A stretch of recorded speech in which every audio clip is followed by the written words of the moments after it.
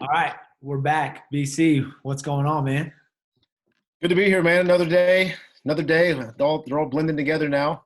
Yeah, But yeah. Just this is day. What are they calling it? Thursday, Saturday, Friday. yeah. I saw something that I think either yesterday or this morning, and it was like, when all this is over, we're gonna have the dopest St. Patrick Easter Right, Cinco Days right. Fourth of July Super party ever. Bowl, Yeah, NCAA tournament. yeah. Like Yeah, yeah. everything's just blending together to where at the end of it, everybody's just gonna it's gonna be a party. Well, let's hope, man. Let's hope we could be here for a minute. And I think I'm trying to wrap my brain around some lifestyle changes, Yeah, right? And it's forced family time, which I think is good. Nature is coming back. They say the ozone layer is smaller than it's ever been. Those are all really good things. God doesn't make mistakes. Um, but what can we do? So, like, I've changed it in my mind to calling it the COVID opportunity, right? The COVID-19 opportunity. yeah, And it's an opportunity to just get better at something. You know, we know for sure we got at least another month.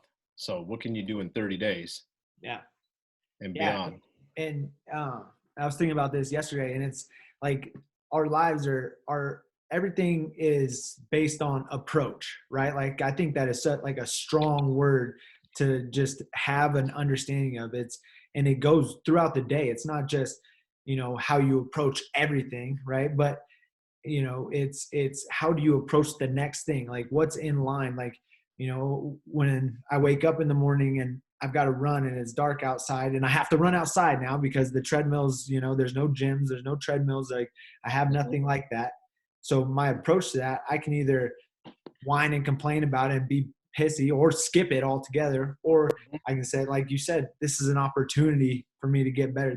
I'm challenging myself to go outside and run and and get better in something that I'm not enjoying inherently, but Mhm. I know I don't every time I finish a run, I feel great. I feel Right. amazing, right? So it's just approaching these challenges, these opportunities in a manner that we're going to get better from, and we're going to come out on the other side, you know, Well, you and stronger, I are better. both into mastery. We're Yeah. not into like doing things like, I'm kind of good at this. Like if I'm gonna be a bear, I want to be a grizzly bear. Yeah. Right? I don't, and so it's kind of hard to do things. We don't do half-ass. Mm. Uh, but I think we can get caught up in what we can't do now, and what's restricting us now, where we can't go, who we can't see, instead of like, me and you, this is probably the most we've talked face to face in a while Yeah. because Yeah. of Zoom, because of we're forced to talk face to face, even though we're not close proximity wise. So this has really been great, and this has actually brought. I'm seeing more of Josh, not less of Josh now through the COVID opportunity, Yeah. and instead of asking ourselves what can't we do, we're going to say we're going to ask a better question, right? Yeah. We're going to ask a better question. So you want a better answer, you want a better life, ask a better question. So the question is, what can we add during this time? So I'll start with you and kind of just go through. We both agree that wrestling is, we broke it down into three parts. It would be physical, right? It'd be the technical, and it'd be the mental part of it, right? And um, we get caught up on the technical. I know me and you, we love technique, so we are. I know for myself, I can get paralysis by analysis, and when I start thinking about technique, and that's not perfect, and Yeah. not being able to move on, or neglecting the strength was a mistake of mine as a coach early on, especially for my oldest son. Not even thinking about strength for him, just making it all about technique for so long, until finally was a revelation. You got to get strong, Mm. and neglecting how much strength I use, how much strength other really great wrestlers use in the wrestling. It's a huge component. So I'll just start with you. What are you, if you think of it in two ways, you're going to think about for Josh Nolan himself, the coach, and for Josh is training a high school burgeoning athlete, somebody's on the cusp of either placing in state or winning a state title, or maybe bursting onto the national scene. What would you do? Think about the kid first, and then talk about yourself for strength. For strength, I mean, Well, right now, physicality, it doesn't even have to be strength. It could be physicality. It could be flexibility. It could be something like that, but go. yeah, I mean, that's a huge neglected spot, and something that I've really focused on, especially now, is that mobility and addressing, deficiencies there, and because it's so, like, lifting weights is, I think it's a little bit more prevalent now in younger athletes. They're exposed to it a little bit more. I didn't really, until late in my high school, even start lifting weights, but you see it more now than ever. But the mobility side of things, and opening up your hips and Yeah. keeping your shoulder mobility and ankle mobility and things like that, and getting, there's, because you can have strength without stabilization, right? You can be strong, but if you don't have control of your joints and control of, positions that, especially in wrestling, that we're going to get in, it's not a matter of if or, chance that we get in there. We're going to get in these positions where our head or our leg is above our head, or we're in the splits and things like that. And, we can get stronger in these positions, just by, doing these static holds and isometric movements, like, so getting stronger, yeah, you don't have a weight set, but I think we talked about it the other day, that is, you can get strong just by grabbing a body or grabbing something and using it. So using your own body weight, is a great, Hmm. way to get really strong and create that wrestling, type strength too. So, if you had a program to write, you're going to write a 6-week program now. What, a 4-week program. What do you got them doing? What are you doing? What are you Yeah. having this kid do? So if I'm creating a program, and actually I've put together stuff like that I've sent to my athletes, and it's basically a mix between, body weight exercise, like push-ups, sit-ups, leg lifts, like kind of generic stuff, and then adding in like coordination, like handstand walks, bear crawls, crab walks, things that, you don't need a ton of space to do. If you just try this, do a bear crawl, but not with your tail end up in the air. You do with your knees super low, and you walk forward about, 10, 15 feet, and then walk backwards 10, 15 feet. You're going to feel your entire core, from shoulders down to your hips. It's going to be lighting up, and just creating, that kind of strength, and doing that. So the program really looks like, start off, you would, foam roll, kind of get some general mobility in there, and then do some like kind of like animal flow type stuff. So bear You, crawls, you believe in that foam roller, huh? You're on that a not lot. I not mean, not. I do. I just don't do it consistently. You I like it think though. I think it's if it's used correctly, like I don't think it needs to be a crutch, but it, not just rolling over and back, over and back, over and back. It's like you roll and you find where you have that tension. Like say you're rolling out your IT band and you hit that spot, that feeling, like it's like, oh, like that freezes you up. Hmm. Like now, once you have that, Right. just put that pressure on there, and then let your body, your body's sending a signal like this is in pain, so it's going to send, the things that it needs to start relieving that pain, right? So not necessarily using it where I'm just rolling over it and kind of, haphazardly using it. I'm just going to kind of address certain specific areas, just I've to seen some coaches talk about really hitting the insertion and the origin of the muscles, right? And those end parts of the muscles, and that's just another motivation to learn more about anatomy.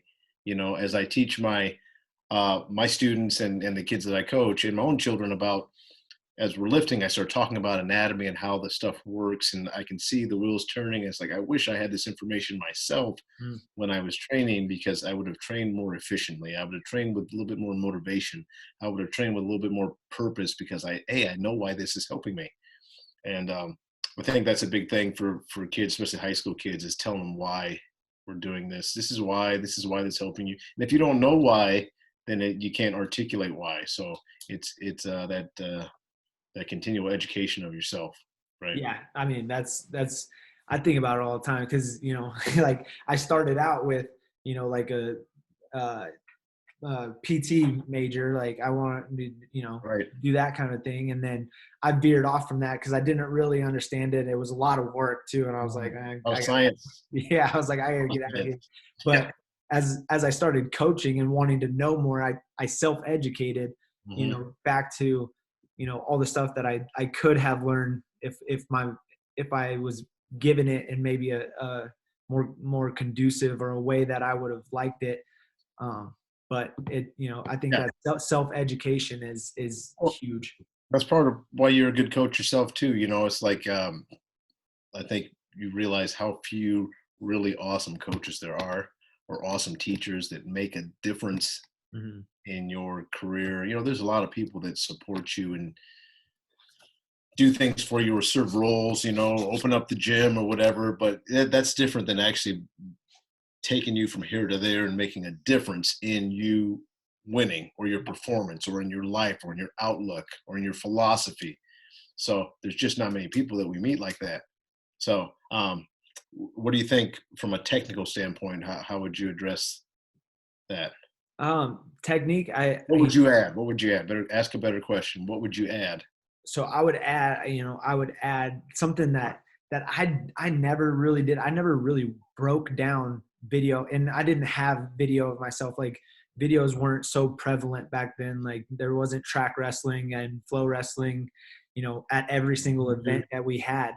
And Right. so I didn't have very much tape of myself. So I didn't really watch a ton of tape and take notes on, what was happening, like, are they getting to my lead leg more? Or are they hitting double legs on me more? Or am I scoring, 90% of my takedowns with a single leg? Or am I cross wrist tilting most people, like, and breaking down really like the positions, like, okay, this in this tournament, you got 4 matches from this tournament. In this tournament I scored 75% of my takedowns with a single leg, 10% with the double leg, five with whatever, just break it down and really have like some statistics for yourself. So you can, and you can do that kind of daily and just break down tournament by tournament. And by the end, you have this mass of actual data Hmm. that can lead your training. Like, whether you're like, okay, well, I'm only scoring 5% of my front headlocks, I need Right. to get better there, so that guides you there. Or it's I'm great with this single leg, so I need to, I just I'm doubling down on my training on that. So just It's like a needs assessment for yourself. You're going to fill in the gaps. You're going to really see objectively. mhm, It's like objectively, I'm not good here, mhm, or it's a exactly. lesser strength for me, or I need to get way better here, or I'm really awesome here. I always score when I get my hands locked on a left-handed single leg, and so yeah, that's awesome. They have those programs that do that, and I think that takes a really organized program to have that stuff for each and every student athlete, and but then to have the data and have a coach, a competent coach, to say, here's how you address these issues, and this is why this is important. And look, you are getting road. I told my son, you know, um, he was at one point, he was like, I don't know, he had like 32, 34, and 8 on the season, 36 and 8, something like that. And like every single one of his losses, he got turned, right? Every one. And Mhm. it's like, dude, you're undefeated when you don't go to your back. You're 36 and 0. You don't go to your back, you can't lose, right? If you go to your back, you're over. You're 0% going to your back. So um, numbers don't lie, right? When they say men lie, women lie, the numbers don't lie. Exactly.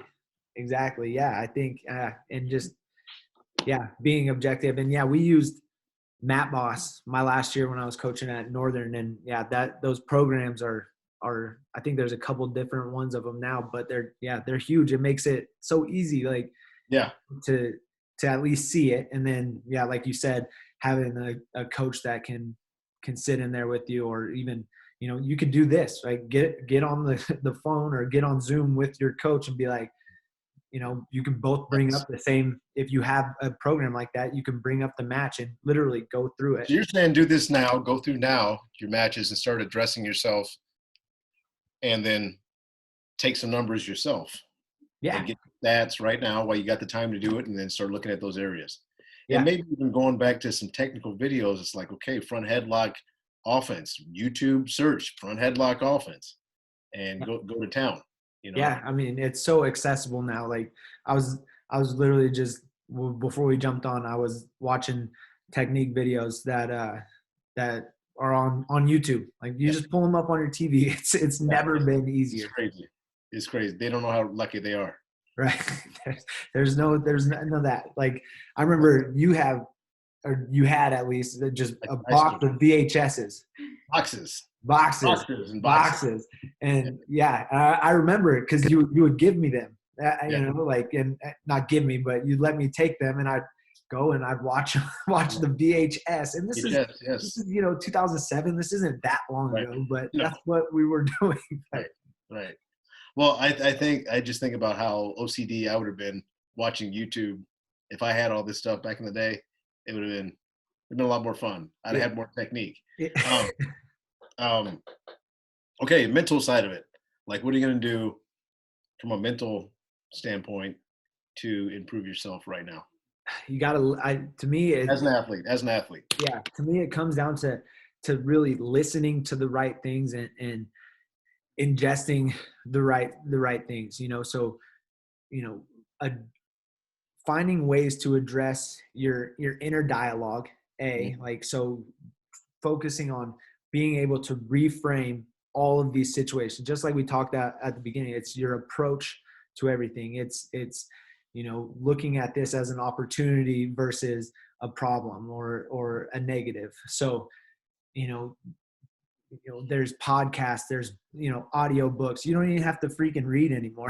Like you don't have to Yeah, sit down with the book. Like I do think there's a huge advantage to sitting down with a book and reading it, and taking a highlighter to it and going through and when something sure. strikes you, you mark it up, and you Mhm. mark it up so you can always And you can't mark up a podcast or an audio book. no That's the no difference. That's the difference. and when it hits you like that and you mark it up and you physically, right, so you're You're learning it on a deeper level for yeah, sure. for sure. So I do think there's even though audiobooks are good and podcasts Mhm. are great too, there's a deeper learning that's going to happen when you are sitting there with that book, Mhm. and reading it. And Any books you would suggest right now? so one book that I'm huge on, that that I use, that really helped, kind of help me like start like goal setting and putting things into a perspective, is Coit Cooper's. It's Make Your Mark, and he was a Okay. Division I All-American for Indiana. Yeah, I remember. Um, and great guy. Like I've talked to him a bunch, and he just, the reason that I'm so high on this book is because it really breaks down the process of being able to um, set your goals and set your values, and really put things into perspective for yourself, and be honest with yourself, because you're sitting down, you're journaling, and you're answering the questions at the end of each of his chapters. Has like a little, basically like a little worksheet that you just fill out, and it walks you through all the steps. And for a high school athlete, or even a college athlete, or anybody really to that's kind of lost or needing guidance, I think Mhm. it's a great great way to just to go through that process, and Sounds really, great. yeah, it's good. It's on my list now. Yeah. On my list. Okay, that's awesome, man. You want to hit the next set and hit me, and then we bounce off each other again. Yeah. So You, so this next set, just for the people listening, I took these right from this book. I thought this is great.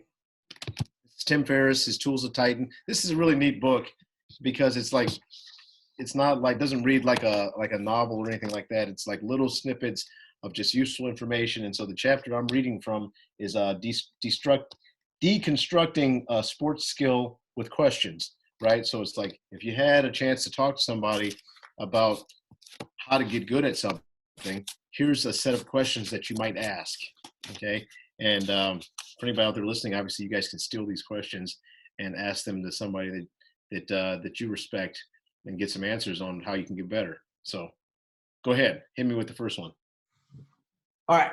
So, first question: who is good at wrestling despite their body type or their physical like gifts? You know, because we all know wrestlers or guys that are like kind of, you look at them, that eye test. You look at them and you're like, I don't know, and then they go out there and they can light the world on fire. And you know, so I think there's guys like that at all levels. Mm-hmm. Is there anybody that comes to your mind?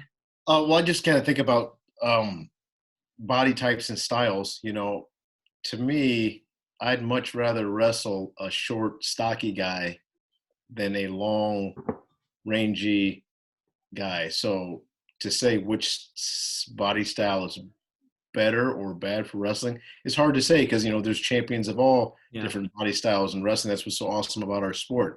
I personally think it's harder for shorter guys.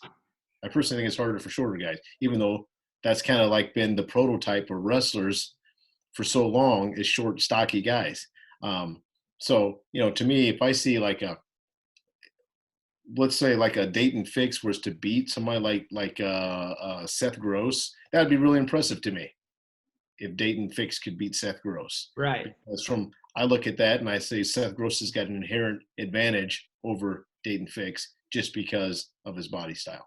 You know? Yeah, and you think of a guy like Ethan Lezak, like, and how much problems he gave so many people because of his length and just that he used his body type as an advantage, and he really figured out how to maximize you know, the things that he could do by being. At the same time, Lezak has a problem protecting his legs and is not a juggernaut on his feet for that level of wrestling, you know? Right. Yeah. So, you know, if I'm looking at, you know, all over like Kyle Dake and David Taylor, they have really good wrestling bodies to me. Jordan Burroughs has a really good wrestling body because he's got long arms and, you know, sort of a shorter torso and really long arms.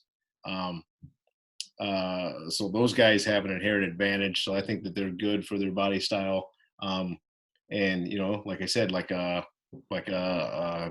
maybe Dayton Fix shouldn't be as good, and he's really good, and he's on that level. Or trying to think of another, you know, shorter, stocky guy. I mean, you know who the 65-pounder for Iowa, the Hawkeyes. Oh man! First of all, I'd hate to wrestle that guy. You know, hey Creighton, you got Marinelli on mat one. I'm like, no, I'm not wrestling him. No, I'm just kidding. But what an animal! That guy's an animal. But to me, he has a disadvantage versus Joseph or like a Wick, you know. Yeah, Makai Lewis. Yeah, right.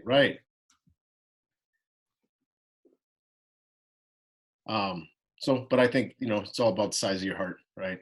Size of your heart, size of your work ethic. You cut enough weight, you lift enough weights, you can win in wrestling. So, but I do think you got to do those two things if you really want to win at the highest level. You have to cut weight, you have to lift weights. Yeah. You don't do one of those two, somebody's going to beat you. Yeah. Somebody's going to beat you. So if you want to beat everybody, you better cut weight and you better lift weights. So with your sons, okay, because I would say they're all kind of built the same, like kind of longer, leaner type guys. So how do you use that and as a coach, use that as an advantage while also, you know, teaching them, you know, the style that you have and things like that? So I'll just talk about Cade because he's really the only real, you know, wrestler that's been through it and really can call himself a wrestler right now. The other two have dabbled in wrestling. But you know, it's been a learning process. Now I just try to find guys that are more like him and try to do some of the things that they do. I definitely tried to make him wrestle like me, and I'm still trying to do that to a certain extent because that's what I teach the best, right? I teach the stuff that I did the best, and I also believe in it the most, Mhm. you know. And so I think that as a coach, it's hard to get away from your homeostasis as what did you do? How did you wrestle? You're going to coach pretty much that way. You think that's best. Whatever you say, you kind of think that's the best way to wrestle because that's how you wrestle. Yep. So, um, so I default to that. But there's some things that he does better than me, and there's some things that I did better than him. I can get off my knees much easier than him, but he's a much more proficient finisher underneath. Like I would let go of those positions and come up and live to fight another day. Yeah, he gets his hands like he can score from here. You know, Yeah. he gets to this position and he's taking you down. And I never was good in those positions. I'll just blow my shoulder out if I get like that. So so I don't know. I think that that's I'm just letting him evolve and doing what he likes at the same time trying to add. I think one of he's a teenager, so he's stubborn and he's moody and all those other things. So it's like trying to get him to add. He wants to stick with the stuff he does well, and I'm like, well, there's no point in continuing to do that. Okay, let's add. Well, I don't like that. Well, you need to learn to like it because that's how you get better and you grow as an athlete. Nothing feels comfortable the first time you do it, Right. you know. So you know that's that's how I would answer that. So is it adding to your style too then?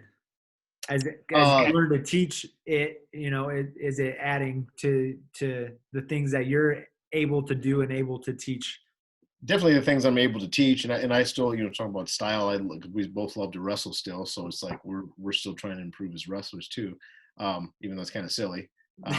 We don't have many matches left, unless we want them. There are matches out there for us, Yeah, we got but definitely making me a better teacher, and um, and also just sort of accepting some things that were easy for me that are not easy for him. That's really sort of opened up my patience. Like, oh, I get it. Your femur's like as long as my whole lower body, and so it's harder for you to get up in this position, or like even something like a squat position. Like if he goes just in a back squat, if he takes his feet and he has them where I would want them, like an athletic position, we're just wider than hips, but not as wide as your shoulders, right? It's hard for him to go all the way down.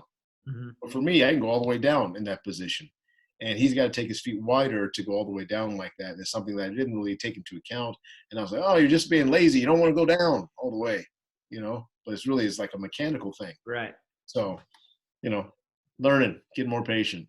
Yeah.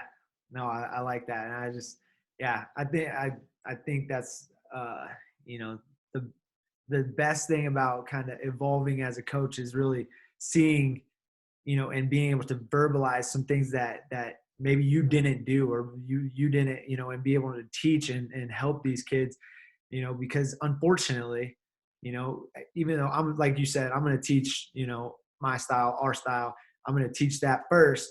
But as Mm-hmm. I evolve and I get, especially as I have more time with kids and Yeah. I get more and I see, what they are capable of, I dive into that, and Yes. I want to know everything about the things that they're able to do, and because I want to be able to teach it and show it, and put them, Yeah. to be the best, that they're. Well,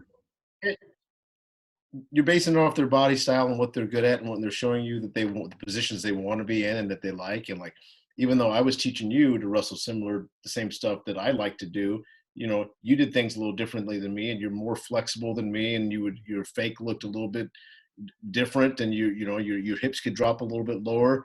You might not have been quite as explosive, but you were using more flexibility and more angles sometimes, and so it all comes out in the wash if you just work really hard and have a focus, and then be we don't want robot wrestlers either. Yeah. Although I do want robot wrestlers in the sense that I can say, hey, A button, I said high crotch. Mm. I said single leg. You see the single leg. We both see the single leg. Take the single leg. Mm. So that we should be able to just call it out and say, it's right there. Right there. Go ahead, go. You know what to do. But it's their flow, their style, their technique, their combinations, their footwork, you know. So Yeah. let's move on. Next question. Yep. Let's skip the next one. Let's go to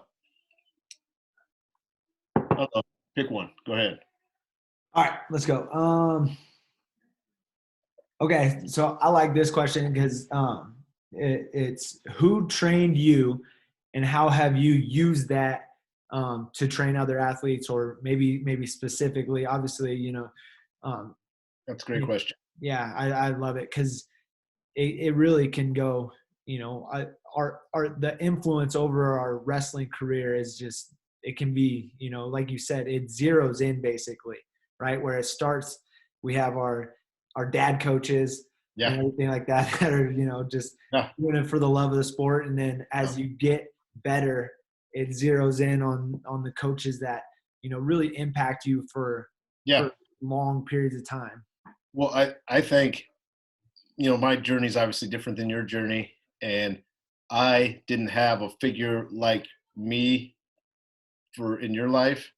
Um, Although I did have some similarities, what I think was at the time where I really started to go wrestling crazy, like you, I had somebody at least that I could go train with. That was a tough partner that I could go and say just about any time, "Hey, let's go work out, let's go train," and we were accountable to each other, and it was a high level, um, progressive workout every time, and it was moving the ball forward, and we're sort of literally getting better every workout.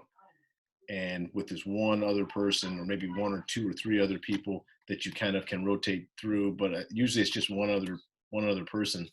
And and so I had a couple guys like that. I'd say my dad is probably who started, obviously started me in wrestling, and my first technique was from my father. But he really didn't have wasn't into a system that I could actually go out and apply. I was just had moves, had a move over here and a move over here, and I know this move, and you know, I can throw this move, but it's not like stance in motion and this tie and that. It wasn't. But I don't think anybody was teaching like that back then. You know, Yeah. Yeah. um, and so then you get to high school, and then you know I'd say really when I got to my last 2 years of high school, I had a partner named Jesse Wesley who was he wasn't necessarily like somebody who was teaching me a ton, but he was a hard nosed. He was 10 years older than me. I was 17. He was 27. We trained for like 2-3 years, and they're hard, like you know, multiple times per week, lifting weights, 2-3 hours on the mat at a time, and that was really like incubating my skill during that time. And then when I got to college, it was several guys. As my career went along, I'd have a partner here for a couple of years that I like to train with. And my first 2 years, and in my last 2 years, and my buddy Alan Cartwright, I don't know if you ever met Alan Cartwright. He was probably my number one training partner in my last 2 years. But just because we got a great spar together, and we could start practice together every day, and we could start before practice starts and give them, grab you and just play wrestling and that sort of thing. So, but I think more than anything, and this is not to pat myself on the back, I think I taught myself how to wrestle through video, really. And I was sort of always like trying to stay cutting edge and a little bit, I don't say a step ahead, but like just a step more. So from the time I was like a junior and senior in high school throughout my college career, I was probably just a little bit more mature, wrestling mature than my teammates, and we're sort of pushing them and pushing the coaches too. So John Smith, need I say more? But Yeah. What about you? Yeah. So, I mean, for me, yeah, it's kind of bounced all over the place throughout my career because, yeah, I started in a youth program where I wrestled for 2 months a year, and that's all I did up until I was a sophomore in high school. I didn't know anything else. I just thought this Hmm. is your wrestling season, and then Right. there's baseball, football, and those are, you go through the seasons, and that Right. was it. I didn't know or think that I had to do extra in any of them. I just did what was told to Hmm. me during those segments of time. What was And presented to you? That's all you knew. that was it. And just kind of like a, small town thing, and wrestling wasn't exactly, it wasn't big Yeah. where I'm from in Quincy. And so the first coach, and when my dad, like my dad coached me and everything, but the first coach that like had a major impact, and just I still think about some of the like just craziness, and it was just old timey, like gritty, was this guy named Kyle Howard. He coached me in Pop Warner football, and our teams were really, really good. Like we barely ever lost. Like we at one point we ended up winning like the whole like Northwest, region of Pop Warner, Nice. and we had just great teams. But it started off with this guy named Kyle Howard, and he was just hard nosed on us. And we were, 8 years old, and he would like, we'd be bear crawling 100 yards, we'd be doing 100-yard sprints down and back, like just crazy stuff in the middle of August, like, and he just treated us and had such high expectations of what we were capable of, that it just that stuck with me. And from That's an awesome. early age, I just knew that I could withstand a certain amount of heat and pressure. And so from that, like I could just keep going. And so that kind of like that always kind of, when I think about coaching, I think about What a gift he gave you. yeah, What a exactly. gift. And all of us, and I contributed a lot to a lot of my friendships from, back then, when I'm still, obviously not the best of friends with these people, but I'm still in contact with a lot of these Yeah. people. If I see them at, weddings nowadays, or I run into them when I'm in town, like we can catch up right away, because those bonds were just, created through this like So, really, really tough, you know athletic endeavor, and we bonded over it, and we had fun over it. And but then, yeah, so that played a huge role in wrestling, and being able to just kind of dig deep and accept, that it's going to be tough, and accept that it's going to be hard, period. yeah. And then yeah, so in high school, Coach Pack, he came in and presented a lot of opportunities for me, and showed me like, what it meant to work for wrestling, and Mm. wrestle year round. I went, starting my sophomore year, that's when I started getting 100 matches a year, 120 matches a year, and we just went everywhere. and Mhm. and once that happened, and he just, I just rode shotgun wherever he went. He's like, we're going to San Diego today. I'm like, all right, put me in. Like, what do I have to weigh? Like, that's it. Like, we just went. And Awesome. it was just, there. And that changed my life, and showed me that I wanted to be an athlete, or I wanted to be a wrestler. I wanted to pursue this at a higher level. And then as I got to college, meeting you, and was obviously, a huge blessing to me. It kind of, it zeroed in on the wrestler that I wanted to be, and the style that I wanted to have, and the mentality that I wanted to have. I think back to, those few weeks, like right before regionals my freshman year, and we were just, that's when I got so dialed in, and so focused on like the I never felt more confident in my life, like up to that point in my abilities. I, Yeah. I I remember, and you probably let me, but I remember getting a takedown on you right before regionals No. at No. SF State, No. and No. No. you I push me don't away. remember that. You go, write that down in your diary. I I don't don't think remember I that. scored I again. forgot that day. Yeah. Yeah. No. No. But, You know what was fun for me though was you did well at the region and you qualified. I forgot what you placed at the region was second, no, I played fourth. fourth. We Yeah. qualified for the But tournament, and then we got the seed, and we saw who you were going to have, and yeah, it was the Mercyhurst, yeah, and so game planning for that match was so much fun for me. dude. So much fun for me, and then to have to execute. That's probably what I love most about coaching is having an athlete and having it be an uphill battle and a challenge and game planning and then pulling it off. Yeah. Pulling it off. And, you know, it was like we pulled a heist at the NCAA tournament in the first round. And this guy had upset the defending champion, Todd Manili, right? Yeah. He had beaten Manili earlier in the season. I don't think he was the 1 seed, though. He was like the three seed? I think he was third because the UNK kid was number 2. It was Manili, the UNK kid, who was a stud, and then the Mercyhurst kid. Right. Yeah. That was a great win. Those are one of those W's that I really I keep those. Yeah, no, I love that. That was a blast. Just like that preparation and then the execution. Like, oh yeah, that was so much fun. You pulled it off to a T. You pulled the game plan off, but it was some brilliant coaching on my part too. It was. I didn't know because we were defending the damn the leg pass. Yep, Funk. The leg pass guy was just a terrible matchup for that kid. Yep. You know, terrible matchup. He didn't know what he was getting into first round. He thought he was going to cruise through first round. He did not. Hey, no problem. Hilarious. Yep. Hey, I got another call here at 4, man. So let's wrap it up. We got a lot more. I told you there could probably be 2 sessions. So yeah. No, this is great. No, I loved it. Yes. No, so BC, make sure you let everybody know where they can follow you on YouTube, Facebook, Insta. So at Brahman on Twitter, at Brahman, BRAUMON. My Instagram is Creighton Wrestling.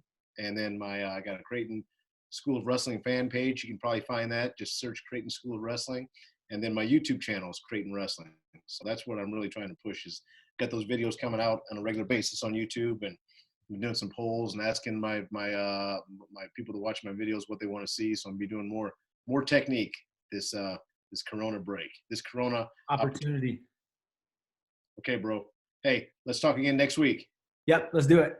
Number 2 in the books. Peace. All right, bye.